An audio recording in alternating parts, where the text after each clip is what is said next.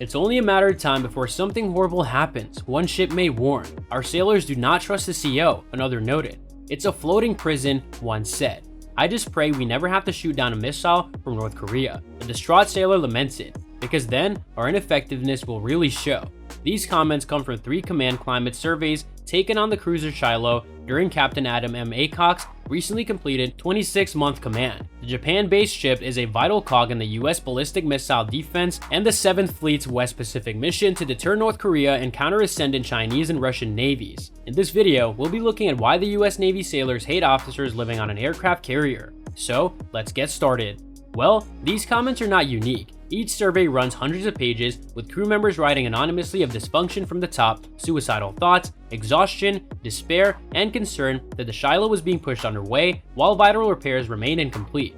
Frequently in focus is the commanding officer's micromanagement and a neutered chief's mess. Aycock was widely feared among sailors who said minor on-the-job mistakes often led to time on the brig, where they would be fed only bread and water. The survey reports offer a window into life in the Navy's 7th Fleet, a Pacific command where the leadership has admitted sailors are overworked and often insufficiently trained due to relentless mission pace. It feels like a race to see which will break down first, one sailor wrote, the ship or its crew.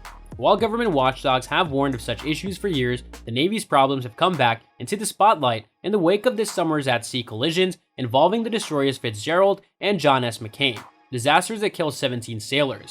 The Shiloh belongs to the same chain of command as the 2 ships, where several top admirals were recently fired. Despite Shiloh's sailor comments suggesting a ship in crisis and at a time when the Navy stresses CO accountability, Aycock was not fired. Navy officials declined to discuss survey details, but acknowledged that Aycock's superiors at Task Force 70 were aware of problems after the first negative survey taken 2 months into his command. Aycock's bosses were tracking the dysfunction and counseling the captain, officials said.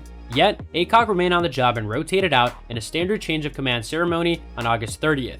Aycock declined to comment for this story through a spokesperson at the Naval War College, where he now works as a researcher with the Institute for Future Warfare Studies. He commanded the Shiloh from June 2015 to August of this year. Previously, he served as commander on the destroyer Mayan and at a float training group Mayport in Florida. 3 retired Navy surface warfare skippers reviewed the surveys for Navy Times. They expressed dismay and questioned if the Navy did enough to correct the situation. The disrespect shown to sailors in the ship was unforgivable, said Wallace Lovely, a retired Navy captain and surface warfare officer who led Destroyer Squadron 31 after serving as the commander of the frigate Samuel B. Roberts. A large number of lengthy comments from the respondents is not normal, and the number of consistently negative comments is shocking. Such reports always include some disgruntled sailors, but Lovely said he had never seen it at Shiloh's level. I felt the tension while reading these surveys and can't imagine what a junior sailor would be thinking while living through this scenario. He said, "We're lucky that a suicide or other casualty didn't occur due to this oppressive environment." The Shiloh made news this summer when a sailor named Peter Mims went missing and was presumed overboard.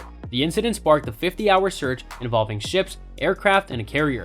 In the end, Mims was found hiding on the ship. Navy officials said that Mims received non-judicial punishment for his actions, but the reasons for the incident remain unknown. After Mims went missing, several sailors contacted Navy Times and voiced concern about the Shiloh, its CEO, and the crew, prompting Navy Times to submit a Freedom of Information request for copies of recent command climate surveys. Rick Hoffman, a retired Navy captain whose years in uniform included command stints on the frigate DeWitt and cruiser Hugh City, said he was flabbergasted by portions of the surveys and how they were uniformly focused on the captain and his leadership style. The survey suggests that the Navy has learned nothing from prior toxic environments, said Jan Van Tol, a retired captain who commanded several warships during his Navy career, including 2 from the Japan-based forward deployed naval forces on the 7th Fleet.